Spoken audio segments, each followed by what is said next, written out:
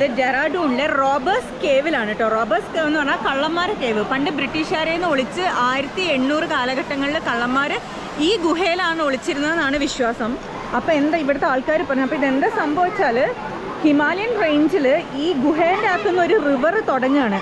കണ്ടോ, അയ്യോ ഭയങ്കര വെള്ളത്തിന് കണ്ടോ. ഈ ഗുഹേൻ്റെ അകത്തുനിന്നാണ് ഇത് ഉത്ഭവിക്കുന്നത് കേട്ടോ ഈ റിവർ.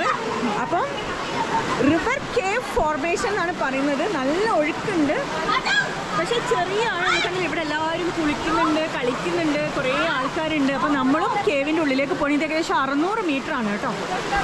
അപ്പോൾ ഈ റോബേഴ്സ് കേവിന്ന് ഒരു റിവർ ഉത്ഭവിക്കാന്ന് പറഞ്ഞില്ലേ, കണ്ടില്ലേ? കേവിൻ്റെ ഉള്ളിൽ നിന്ന് പുറത്തേക്ക് വെള്ളം തള്ളി വന്നുകൊണ്ടിരിക്കുക കേട്ടോ.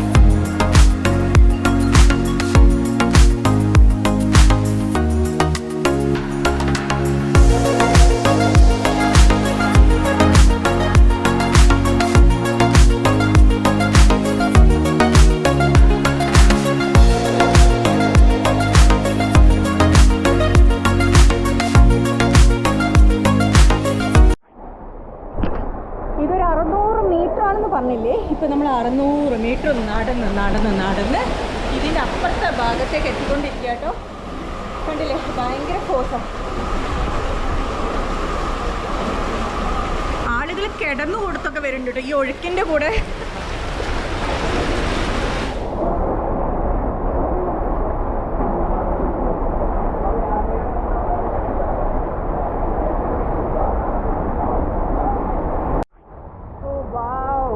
സൈഡിൽ കുറേ പാറകളൊക്കെ ഉണ്ട് കേട്ടോ. ആളുകൾ കയറി ഇരിക്കുന്നൊക്കെ ഉണ്ട്.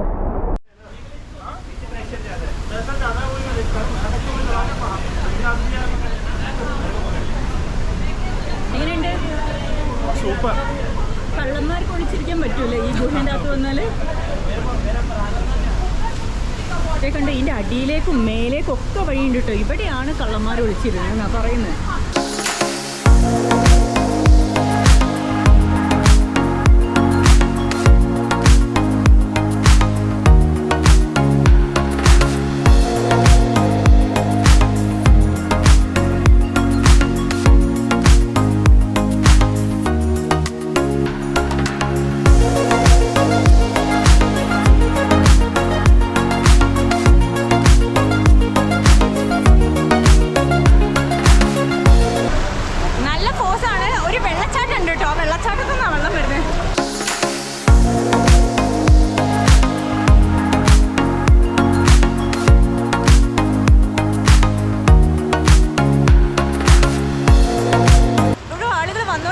നമ്മളിത് ഈ ഗുഹയിൽ നിന്ന് പുറത്തെത്തിയിട്ട് ഇവിടെ ഇങ്ങനെ ഒരു പാറയിൽ ഇരിക്കുകയാണ്.